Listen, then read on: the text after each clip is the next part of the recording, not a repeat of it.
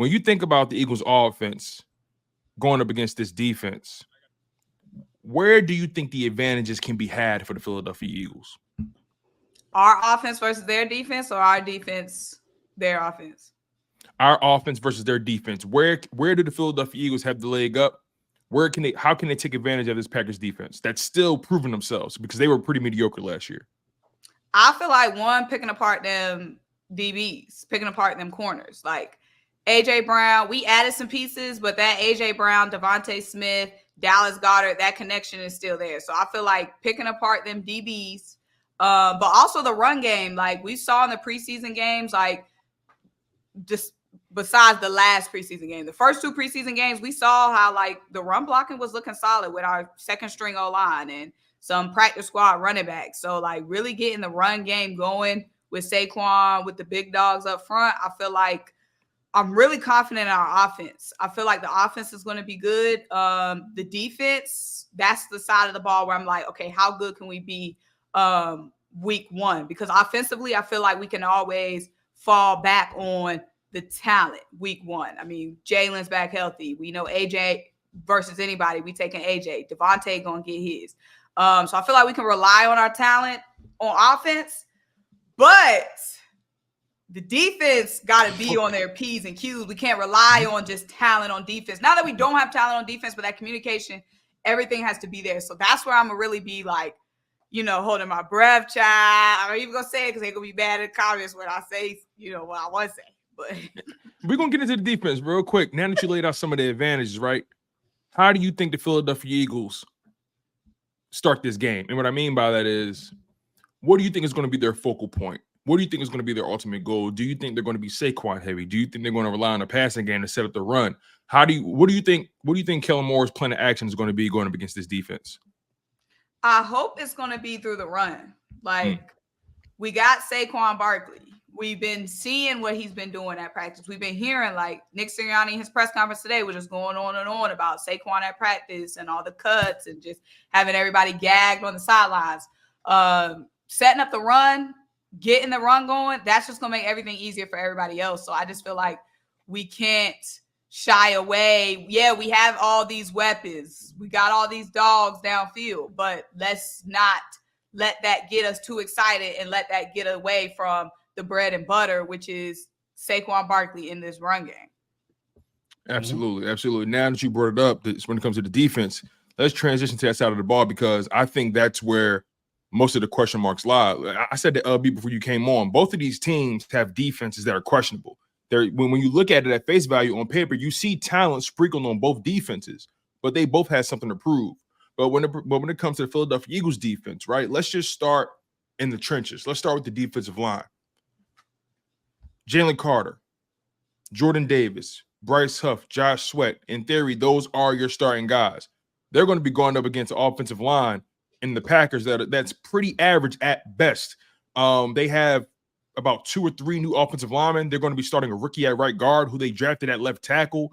And they haven't really announced who their right guard is going to be, but every depth chart that I'm checking has this guy named Jordan Morgan out of Arizona, right? I think the Philadelphia Eagles should be able to exploit their interior, right? Just how the Philadelphia Eagles got two new guys starting on the offensive line at center and right guard.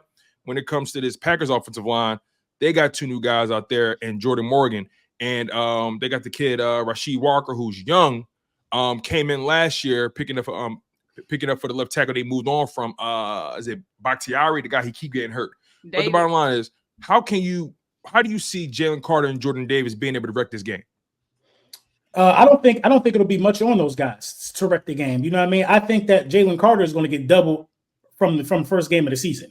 Jalen Carter's going to have to work extra hard for everything he get because of who he is. It's on those other guys to win their matchups. You know what I mean? You know what Jalen Carter is going to bring to the table. That means that a lot of people are going to be one-on-one. There's a couple guys that I believe are almost unblockable one-on-one on this team, but they got to be on the field. You know, Jordan Davis should be unblockable at this point in his career, one-on-one, how big he is. Milton Williams is unblockable one-on-one. I think BG is primed for a really, really good year. And Sweat and Huff, those are guys who are above average off the edge for real, if we keep it solid. Jalen Carter's job is to soak up a double team so everybody else can eat. Now, at the end of the day, It's up to Vic Fangio to see how he's going to bring this pressure, because a lot of the times bringing 4 is not enough. So Vic Fangio is going to have to be able to scheme ways to, affect that gap where that rookie is starting at right guard. Send a blitz through there, send some stunts, things of that nature. So Vic Fangio, with the creativity and the way that he brings the blitz, along with these blitzing linebackers that we have, like Nakobe Dean and Devin White, that are going to be able to find these alleys and avenues that the defensive line creates. I think that the best case scenario for the Philadelphia Eagles defense is to bring hell upon Jordan Love. He is a stationary target. Go out there and get after him with creative blitzes and things of that nature. But it all has to be catapulted from the D-line to answer your question. Mm-hmm. Very important role for the D-line this week. Facts. Yeah, Love can get mobile too, by the way. He can get a little bit mobile. And I think that's why that offensive line looked a little bit better than what they really were last year. His ability to be elusive, his ability to make things happen outside of the pocket made life way easier for that offensive line that, quite frankly, on paper is very mediocre. They're not even a top 10 offensive line. That's pretty much their weakness on the offensive side. Symone, what's your thoughts on the trenches? I agree. We got to get that pressure up front. Like you said, offensive line, solid offensive line for the Packers.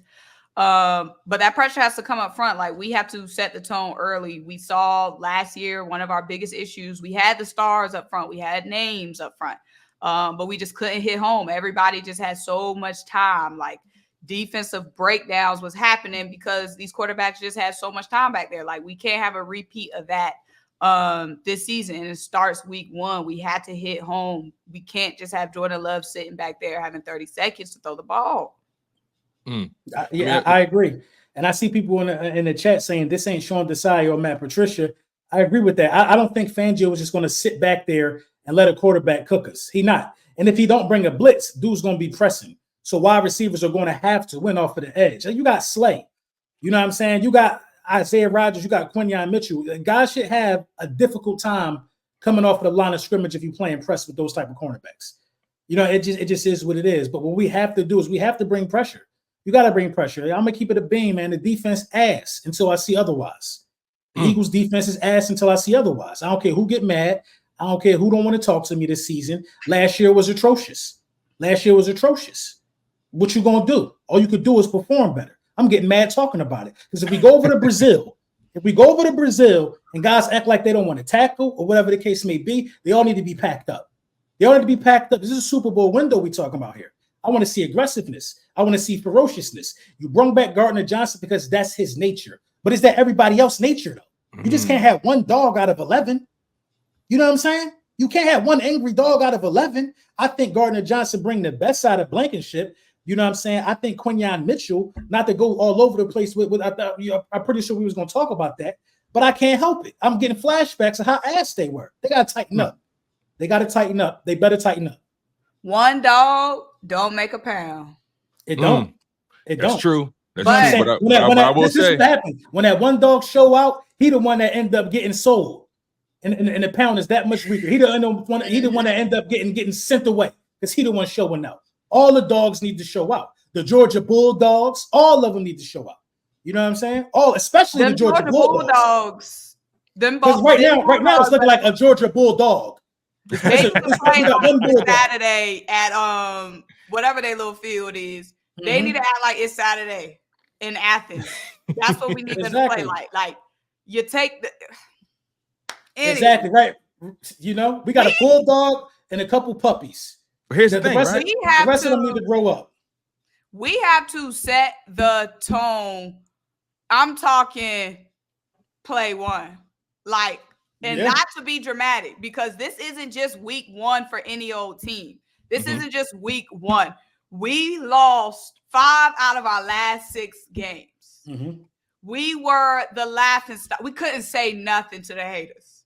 We was a joke. We was a laughing stock. We had all that talent. We was getting whooped around, thrown around, tossed around, clowned, trash talked to by players, by media. There was nothing we could say.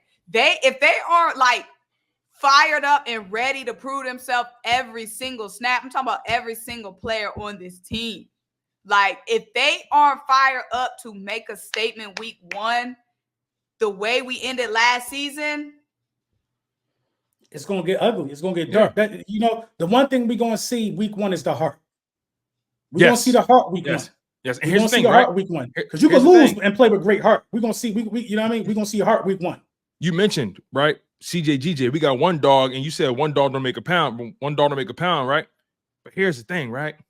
When you really like that, you can't be around people that ain't. Right. They can't breathe the air you breathe. They can't walk on the same soil that you walk on. You feel what I'm saying? So when you set the tone like that, when you set the energy, and that's why I'm so glad we got CJGJ when we did. He was here for all of OTAs and mandatory minicamp and training camp preseason. He was able to really set the tone all throughout the off season and made it very clear what his expectations is. And we've been hearing CJGJ talk, all through our social media and through all that kind of stuff. And look, talk is cheap, but at the end of the day, we know who this man is. We know how he moves. We know how he plays. We know the mentality he got. And he's the type of brother that you can't be around me if you're not in that type time. If you're not ready to kill, you can't be around me. If you're not ready to turn up and smack people upside the head, put the ski mask on, and tell them, "Give me everything you got," then you can't be around me. So I think that's the energy he bringing. I think it will translate. Now, will everybody respond to that? I think they will. They was talking to Quinyon Mitchell in this press conference, right? And they said, is there any, the environment, is there any sort of nerves, anything you're worried about? He was like, nah, I'd be cool. I'm straight. You know what I'm saying? I was just looking at this brother, like just body language, the way he talked, the way he carried himself. There's an energy about him, right? That calmness, that confidence. And also, with all the disruption about people going to Brazil, I love what Jalen Hurts did in his press conference. They asked him, how do you feel about going to Brazil? Remember Slay wasn't really happy about it. We know Devontae wasn't happy about it. He said no comment. AJ said what he said, and he did what leaders do. He said, this is a great opportunity for us. This is a great opportunity to grow the game. It's a great opportunity for us to really show what we can do on the international stage. He really just put out all those flames of discomfort that maybe existed in the building. But again, I think the confidence is high. They just waiting to prove it. Right. I think the confidence is high too. I think they done talking. You know what I mean? You gotta think about it. Jalen Hurts played in the national championship game. He won he's a national champion. You know what I mean? Smitty, Heisman winner. You know what I mean? AJ Brown has been on a career tear since coming over to the Philadelphia Eagles. Mind you, all three of the players I just named also played in the Super Bowl before. It's a certain pedigree on this football team, whether you want to believe it or not. You know what I mean? The offensive line. A lot of them guys been in the Super Bowl. Lane won a Super Bowl. So you got to really think about who on this team. The stats and all of that stuff don't matter no more. What matters is winning the Super Bowl. And they all got something to prove. That's what I'm saying. And that's the only thing left to prove. This is a hot take right here. I want y'all to clip this and send it to me if you're in the chat. I want to re-put this on Twitter as soon as possible. The Philadelphia Eagles, the one mistake I think they made in the offseason, I don't know this guy's personal mindset or how he is around the players outside of football. I've had some conversations with him, offline. CJ Gardner-Johnson should have been made a captain. I will say this because they will follow somebody who will run through a wall.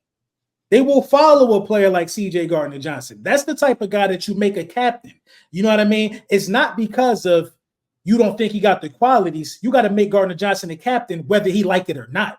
You got to let him understand the responsibility that he has. Some guys you just got to throw in that position because you see something in them that they might not see in themselves. He might not even have shown captain traits, bro. He might not even want to be a captain. You know what I mean? But some people you just got to make a captain. And he will, the leadership qualities that he naturally got, like pulling guys to the side, getting guys together, that goes up times 10 because he wear that C. He'll wear it proud. I think they should have made that dude the captain, bro.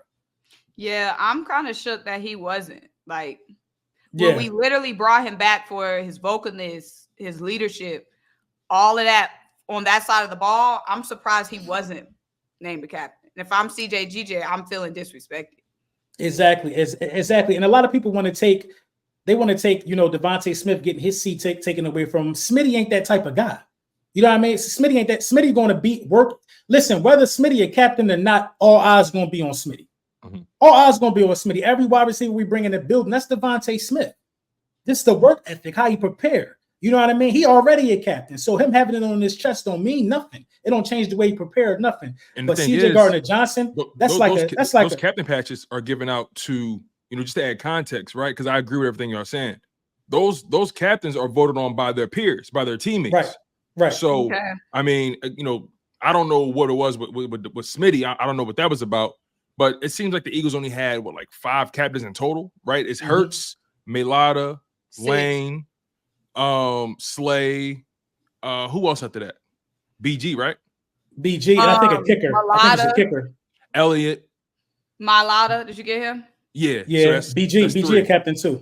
Okay, so yeah. Hurts, Brown, Melada, Lane, BG, Jake Slay. Elliott, Slay. So that's 7, right? Yeah, that's 7. Right.